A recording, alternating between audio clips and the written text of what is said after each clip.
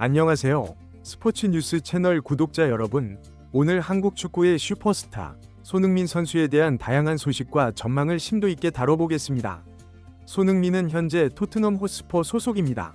토트넘 소속인 상황에서 올 시즌 유럽 축구는 종료가 됐고 2달 반 동안의 휴식과 프리시즌을 거쳐서 2025-2026 시즌을 맞이하게 됩니다.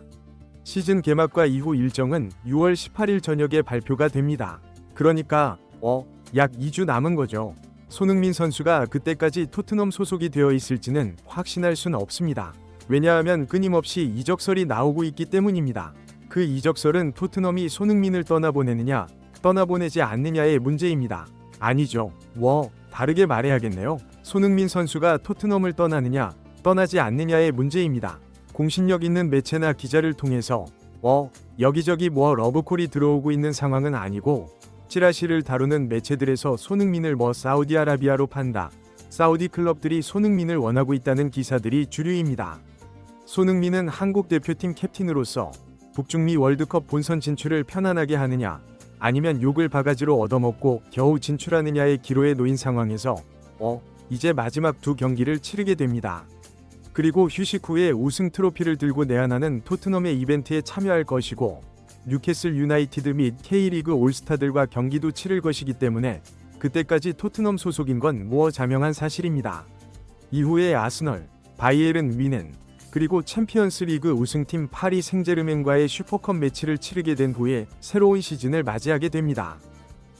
만약 토트넘이 손흥민을 놓아준다면 그 시간은 뮌헨과의 경기 혹은 슈퍼컵 매치 전이 되겠죠. 손흥민이 토트넘에 남을지 여부를 확신할 수 없다고 한 이유가 최근 몇몇 기사들이 토트넘 감독인 안제 포스테코글루 감독이 경질될 것으로 보인다고 보도되었기 때문입니다.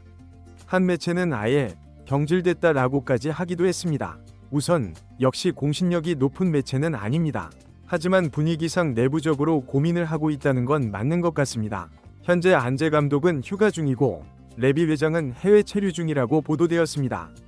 팬들의 마음과 다르게 손흥민은 유로파리그 우승 후에 안제 감독을 대놓고 지지하는 발언을 했습니다. 그리고 안제 감독이 직접 손흥민을 주장으로 임명했고 2년 동안 팀을 이끌었습니다. 2년 동안 우여곡절은 많았지만 안제 감독의 목소리에 귀 기울인 모든 선수들은 그 한 방향으로 원팀이 되어서 역사적인 유로파리그 우승을 이뤄냈습니다. 선수들과의 잡음도 특별히 없었습니다. 보통 성적이 추락하다 보면 선수들의 내부 결속도 흔들리고 다툼도 자주 일어나기 마련인데 이건 정말 캡틴 손흥민의 영향력이 매우 컸다는 또 하나의 증거가 될 것입니다. 아니, 감독부터 선수들 모두 손흥민이 우승을 이끌었다고 극찬하고 결승전에는 손흥민을 위해 우승하겠다는 충성심까지 보인 선수들로 똘똘 뭉쳐 있었죠. 그런데 이 팀을 곧바로 분해를 시켜버린다? 절반 이상의 현지 팬들과 선수들은 난리가 날 것입니다. 손흥민도 다른 결정을 할 수가 있게 되겠죠.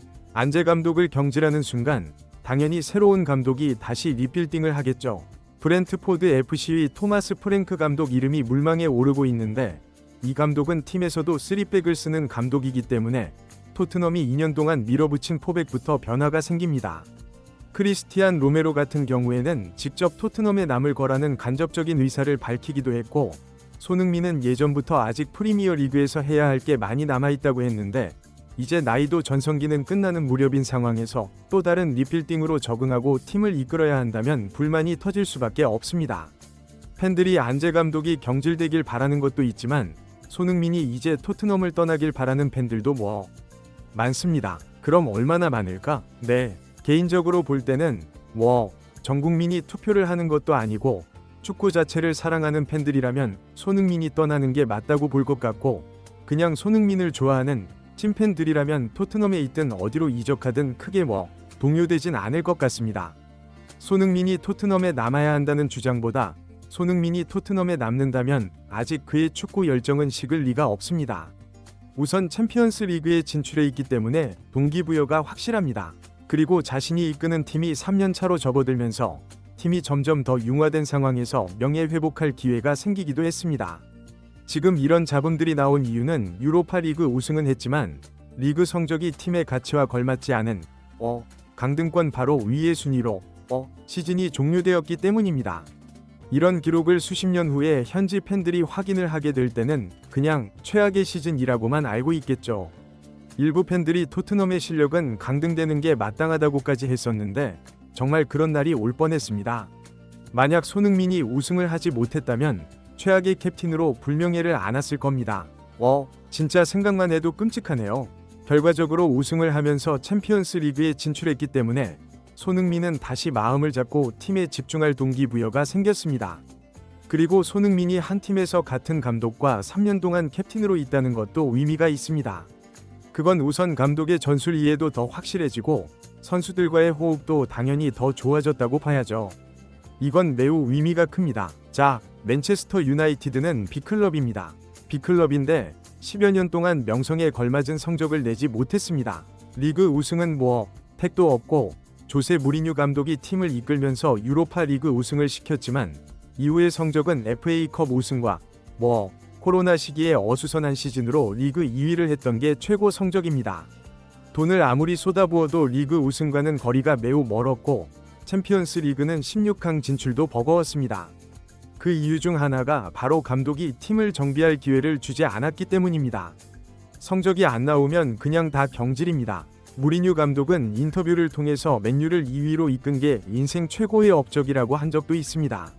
리그 우승과 챔스 우승까지 다 이뤄본 감독이 이 말을 한 이유는 전력상 2위를 할 수 없는 팀, 유로파 리그 우승할 수 없는 팀을 이렇게 끌어올린 게 대단한 거라고 한 거죠. 하지만 무리뉴 감독, 리그 2위를 기록하고도 그해 12월에 경질됐습니다. 감독이 계속 바뀌어요. 네, 알렉스 퍼거슨 감독 이후에 새 시즌을 온전히 보낸 감독이 없습니다. 무리뉴 감독이 유로파 리그 우승을 했을 때 팀은 리그 6위를 했습니다. 당시에도 돈을 쏟아붓는 맨유가 인기구단 탑 3 안에 드는 맨유가 리그 6위인 것도 굴욕이었습니다. 그건 유로파 리그에 집중했다는 의미이기도 합니다. 팀이 챔피언스 리그와 리그를 동시에 좋은 성과를 내려고 한다면 베스트 11만 가지고는 안 됩니다. 벤치 자원까지도 레벨이 높아야 하고 스케줄마다 상대팀에 따라서 선수 출전을 다양하게 변화시키면서 성적도 내야 하고 선수들 체력 관리도 되어야 합니다. 맨체스터 시티를 보면 명장 펩 과르디올라 감독과 구단은 과르디올라 감독이 원하는 대로 선수를 영입해 줬기 때문에 부임 후 다음 시즌부터 바로 최강팀이 되었던 거죠. 구단이 살림을 하면서 감독을 지원하는 경우가 성공하는 경우는 거의 없다고 보면 됩니다. 토트넘도 비슷합니다. 마우리시오 포체티노 감독은 잘 나가고 있을 때 인터뷰에서 토트넘은 맨시티 같은 구단이 아니다 라고 했습니다.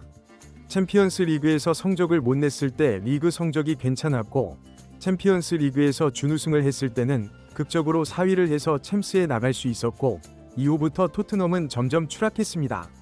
구단이 감독을 지원해주지 못했습니다. 무리뉴 감독은 억울한 시기를 겪었고 안토니오 콘테 감독은 대놓고 우승하려면 시간이 걸린다고 했지만 첼시 감독을 할 때처럼 올 시즌 나폴리처럼 오자마자 성적을 내다 보니까 팬들의 욕심도 커지면서 더 좋은 성적을 내야 한다는 압박이 있었고 가진 자원으로 무리가 되다 보니까 결국 팀도 망하고 스스로 떠나버렸습니다. 이런 식으로 가는 토트넘이라면 당연히 성적이 나올 리 없죠. 하지만 지금 토트넘은 타이밍이 왔습니다. 세 번째 시즌, 손흥민이 전성기에 접어든 이후에 처음 겪어볼 상황입니다. 몇몇 포지션들은 B클럽과 대등한 선수들로 채워져 있습니다. 안제 감독 체제에서 2년 동안 선수 영입하면서 얻은 결과죠. 시즌마다 재정 범위 안에서 선수에게 투자를 한다면, 그러니까 전력을 더 끌어올린다면 챔피언스 리그와 리그를 병행하면서도 좀 더 안정적인 성적을 낼 수가 있게 됩니다.